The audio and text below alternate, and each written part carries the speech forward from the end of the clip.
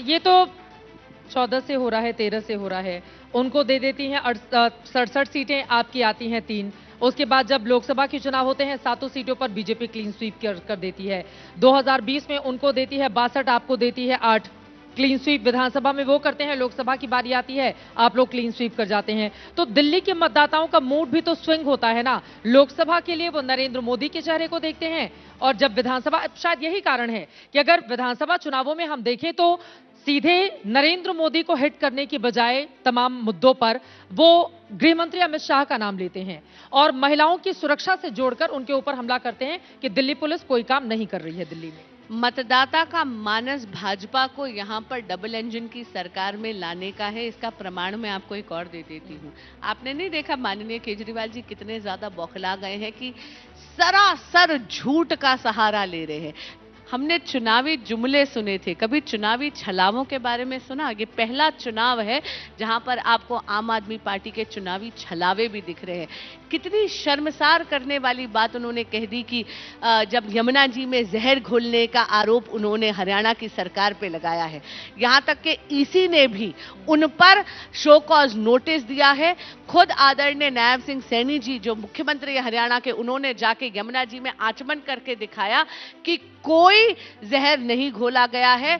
खुद जो दिल्ली जल बोर्ड है, जो अरविंद केजरीवाल जी की सरकार के अधीन आता है, उसने भी तुरंत ये स्टेटमेंट इशू करी कि केजरीवाल जी और माननीय आतिशी जी झूठ बोल रहे हैं। ये उनकी बौखलाहट ही तो परिलक्षित करता है। पानी यमुना जी का लिया और फिर वहीं पर उगल दिया, ऐसा है।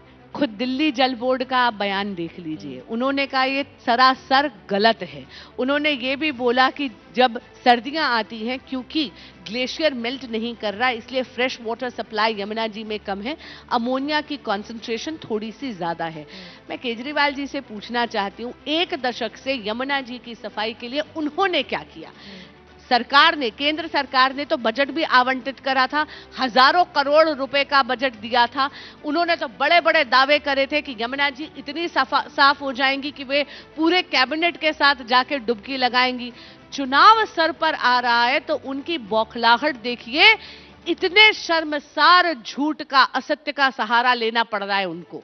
ठीक है, कार्यक्रम के आखिरी चरण में है, इस वजह से 2 महत्वपूर्ण सवाल जो आप ही से जुड़ा हुआ है। एक, आप महिला चेहरा हैं, बीजेपी का युवा चेहरा हैं, और दोनों ही ये बड़ा वोट बैंक है दिल्ली में। इसको अपने पाले में लाने के लिए देखिए, युवाओं से जुड़ा हुआ रोजगार का मुद्दा बहुत बड़ा है और उसको लेकर चुनौती आप लोगों के भी सामने है। कैसे एड्रेस करेगी बीजेपी? भारतीय जनता पार्टी ने यह संकल्प लिया है कि भारतीय जनता पार्टी की डबल इंजन की सरकार दिल्ली में आते ही 50,000 से ज्यादा सरकारी नौकरियों का प्रावधान करेगी और 20 लाख से ज्यादा स्वरोजगार के भी प्रावधान यहां पर करेगी। रही बात महिलाओं की, हाँ, युवाओं रही बात, पहले महिलाओं की बात कर लेते। महिलाओं के लिए हर महीने 2500 रुपए की सम्मान राशि उनके खाते में पहुंचेगी। 500 रुपए का सिलेंडर होगा, जो कि दिवाली पर 1 सिलेंडर मुफ्त, होली पे 1 सिलेंडर मुफ्त।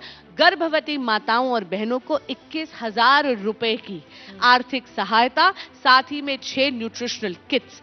जितने भी हमारे भाई बहन सेवा बस्तियों में रहते हैं उनको पौष्टिक आहार मिले, इसके लिए अटल कैंटीन योजना के तहत मात्र 5 रुपए में पौष्टिक भोजन प्रदान किया जाएगा।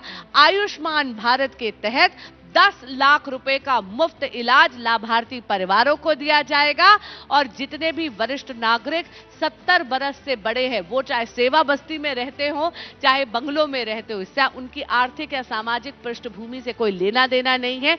उनके 70वें जन्मदिन से लेकर उनकी आखिरी सांस तक भाजपा की डबल इंजन की सरकार 10 लाख रुपए का मुफ्त इलाज सालाना देगी आयुष्मान भारत। ठीक है, झुग्गी झोपड़ी वाले वोटर्स को अपने पक्ष में लाने की कोशिशों में लगातार बीजेपी लगी हुई है। आप लोगों ने भी जाकर झुग्गी झोपड़ियों में रात गुजारी है। आपको लग रहा है कि इसके जरिए उन मतदाताओं को जो एक वक्त पर केजरीवाल की ओर शिफ्ट हो चुके हैं वो लौटेंगे बीजेपी? जी बिल्कुल लौटेंगे, क्योंकि आप जब जाते हैं तो सेवा बस्तियों में जो हालत है जरा वो देखिए। जानबूझकर उनको इतनी दयनीय स्थिति में रखा है आम आदमी पार्टी ने, ताकि उनका वोट बैंक पॉलिटिक्स, उनकी तुष्टीकरण की राजनीति बरकरार रहे।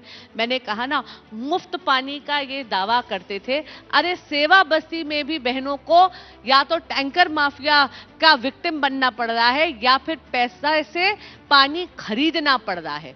अब आप देखिएगा सेवा बस्ती का वोटर भी भाजपा पर ही विश्वास करेगा। ठीक है, अब चलते चलते एक आपसे जुड़ा हुआ इमोशनल सवाल, सुषमा जी अगर होती और आप जगह जगह चुनाव प्रचार कर रही होती तो अपनी बेटी को वो क्या सलाह देती?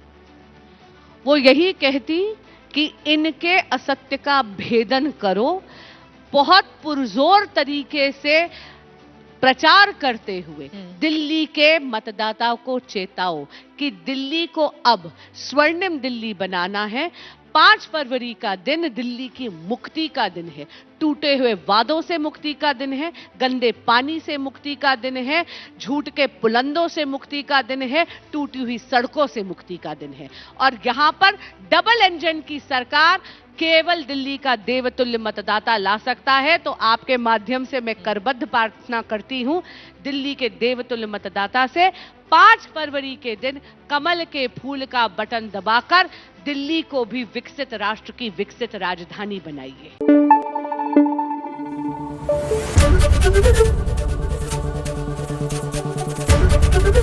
एबीपी न्यूज आपको रखे आगे।